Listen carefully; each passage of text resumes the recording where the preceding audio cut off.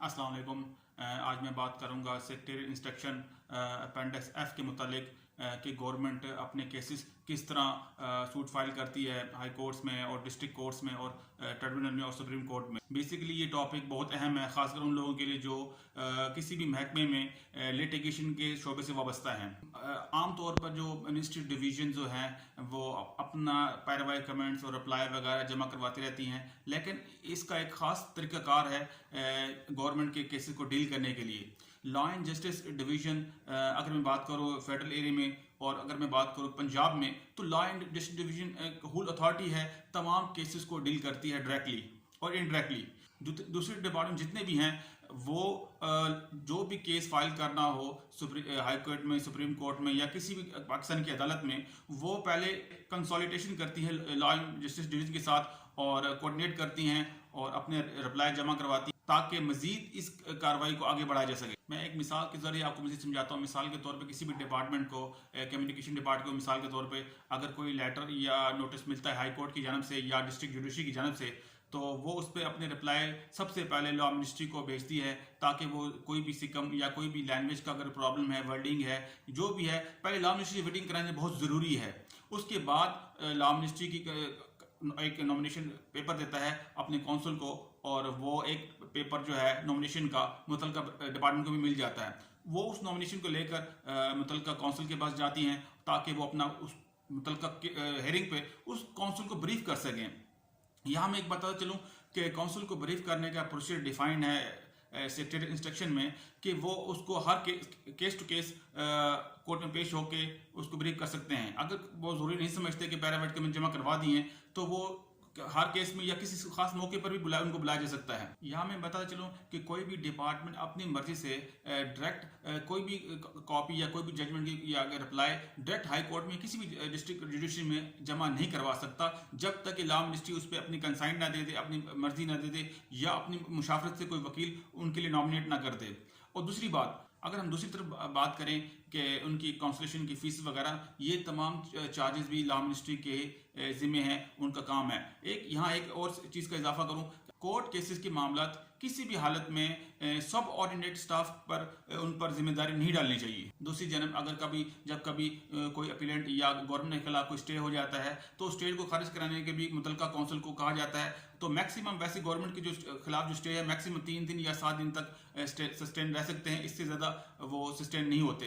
बारकायदा ये तो case to case very करता है और इसका पूरा प्रोसीजर डिफाइन है सिविल प्रोसीजर कोड में और दूसरे लॉज में। यहाँ मैं बताता चलूँ कि इनके मुख्तलिफ टाइम की ड्यूरेशन होती है। मुख्तलिफ पटिशन्स में मुख्तलिफ 20 दिन का भी मैक्सिमम 60 दिन तक का टाइम होता है कि अपने जवाबात और कमेंट्स वगैरह को जो भी उससे मुतलका रेट की या पटिशन की या अपील के मुतलका हैं वो अदालत में जमा करवा जा सकते हैं। लेकिन यहाँ एक चीज़ मैं बताता चलूँ, तमाम अपील्स जो और उनका टाइम बार्ड है, जिन टाइम रह गया है, मिसाल के तौर पर अगर जिस लिमिटेशन पीरियड का अगर इन्वॉल्व है, अगर कम से कम मुद्दत है तो वो डायरेक्ट कोई मुसल का लिटिगेशन का ऑफिसर सॉलिसिटर से मिलकर उससे मुशावरत कर सकता है। बाज़ औक़ात ऐसा भी होता है कि एडमिनिस्ट्रेटिव डिपार्टमेंट में टाइम की किल्लत की वजह से डिप्टी सेक्रेटरी पर लाजमी है कि अगर 7 दिन से अगर कम का वक्त रह गया है तो वो सॉलिसिटर से मिलकर उस केस के मुतल्लिक़ ब्रीफ करके उस पर जल्द अज जल्द कोर्ट में रिप्लाई जमा कराया जा सकता है।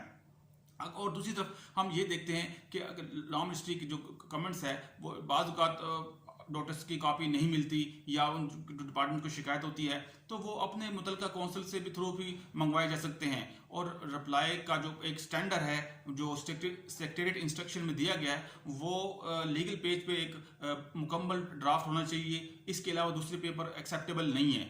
आर्बिट्रेशन के केसेस के सिलसिले में ज़रूरी तब्दीलियों के बाद मुतलका काउंसिल को भिजवाएं और लॉ मिनिस्ट्री से लाजमी तौर पर चेक करवाएं और की वर्डिंग उसकी बनावट उसके चेक करने के बाद फिर मुतलका काउंसिल को भेजी जाए। और दूसरी तरफ अगर मैं एक्सपेंसेस की बात करूं तो जिस डिपार्टमेंट का केस है वो तमाम अखराजात नकल कॉपी से लेकर ऑर्डर शीट भरने का जिम्मेदार है। दूसरी जानब अगर किसी वजह से हर्जाना हो जाता है तो वो हर्जाना भी मुतलका डिपार्टमेंट भरेगा।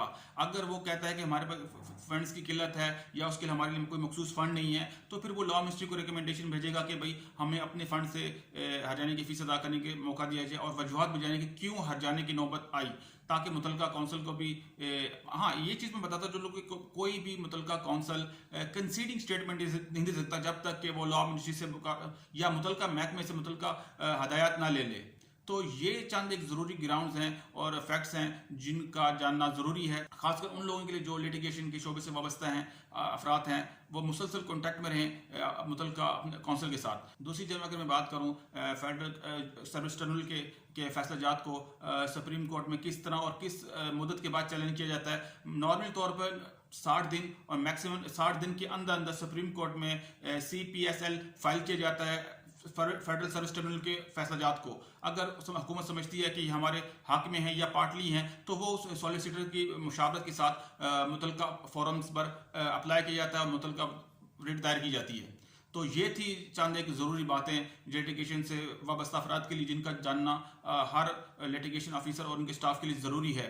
आज के लिए इतना ही, फिर मिलेंगे नेक्स्ट वीडियो में। खुदा हाफिज़।